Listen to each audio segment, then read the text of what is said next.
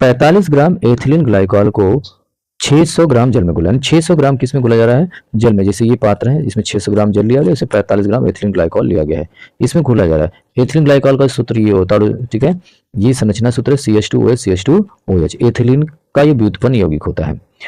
करा आगे कि हिमांक अवनमन ज्ञात कीजिए। हिमांक की गणना की किसके, बिलियन के। माने हिमांक कितना कमी हो रही है उसकी बात करना, और हिमांक के बिलियन के हिमांक की बात कर रहा है, जिसमें से प्रश्न में 1.86 केल्विन केजी प्रति मोल दिया गया है। अब करें क्या, विलेय का जो भार है वो 45 हो जाएगा यहाँ पे, क्योंकि 45 ग्राम एथिलीन ग्लाइकॉल को 600 ग्राम जल में क्या गया, घोला गया है, ऐसा प्रश्न कह रहा है। विलायक का भार 600 हो जाएगा। जब अणु भार निकालेंगे आप किसका, एथिलीन ग्लाइकॉल का, तो 62 हो जाएगा। जैसे 2 गुणित 12 कर दें, कार्बन 2 है, हाइड्रोजन कितना 6, तो 6 गुणित 1 कर देंगे, और यहाँ पर ऑक्सीजन 2 है, 2 गुणित 16 कर दिया, 24 6 और 32, 24 6 जोड़ेंगे 30 होगा, 32 जोड़ेंगे कितना होगा, 62 हो जाएगा। तो अणु भार कितना हो गया आपका, 62 हो जाता है। केएफ का मान 1.86 हो जा रहा है।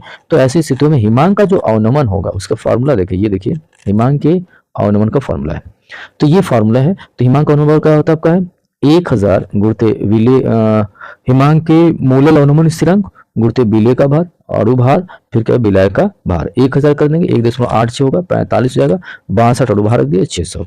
अब देखें 2 जीरो से इसका 2 जीरो आपका कट जाएगा, बच जाएगा 10, 10 का गुणा इसमें कर देंगे तो कितना हो जाएगा आपका 18.6। देखिए यहाँ पर आपका 10 होगा, 1.86 गुणित 45, 62 गुणित 6 हो जाता है।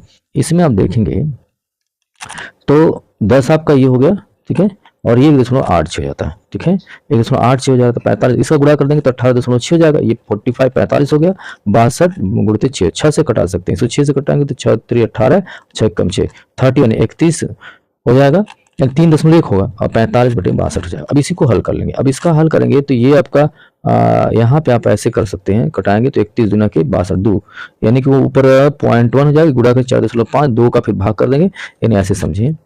यहाँ पे आपका 3.1 है, 3.1 है, ये आपका 62, इसको 62 है, इसको आप हल करेंगे तो 0.1/2 हो जाएगा, ठीक है।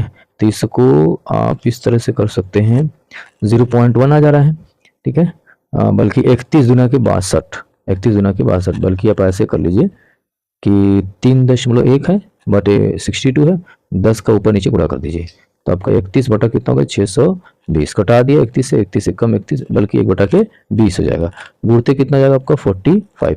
अब यहाँ पे क्या कर सकते हैं, इसको 2 से कटाइए, 45 बटा के 20 है, यानी कि 45 बटा के 20, 2 से कटा देंगे तो ये आपका ऊपर जाएगा 2 दूनी की 4, 2 दूनी की 4, 2 पंचे 10, 22 हो जाएगा। अब नीचे हो जाएगा 10, 10 से कटाएंगे तो फिर कितना होगा, 2.25 आ जाएगा। तो यही आंसर आपको यहाँ पे दिया गया है। यहाँ पे जो है हिमांक का अवनमन जो आ जाएगा वो 2.25 केल्विन के बराबर जाता है। जबकि हिमांक अवनमन की बात करें तो हिमांक अवनमन बराबर कितना होता है, डेल्टा TF बराबर क्या होता है, विलायक का हिमांक माइनस विलयन का हिमांक। तो विलायक का हिमांक सेल्सियस में 0 डिग्री सेल्सियस होता है, उसमें 273 जोड़ देंगे तो केल्विन परिवर्तित हो जाएगा। तो यहाँ पे 273 हो जाएगा, और इसमें से आप क्या करेंगे, 273 में 2.5 घटा देंगे, क्योंकि इसको इधर लाएंगे तो आपका माइनस हो जाएगा, ये ले जाएंगे इधर तो प्लस हो जाएगा। तो TS बराबर कितना हो जाएगा, 273.5 माइनस 2.5। अब इसी को हल कर लेना है। जैसे यहाँ पे आप सोचिए 2.5, ये बल्कि ऐसे समझे, ये आपका 273 हो जाएगा, 1.5 हो जाएगा, और ये आपका जाएगा 2.25। इसको हटा दें, 5 में से 5 गया तो 0 हो जाएगा। यहाँ पे 1 में से 2 जने हासिल ले लें, 11 में से 2 गया बच गया 9, 2 में से 2 गया 0, और इस 7 270.90 केल्विन। तो ये इसका आंसर आ जाता है। आंसर को आप इस तरह से देख लें कि कौन सा निकालना था आपको आंसर। पहला तो ये आंसर निकालना था, हिमांक का अवनमन पूछ रहा था, ये वाला आपका आंसर हो जाएगा।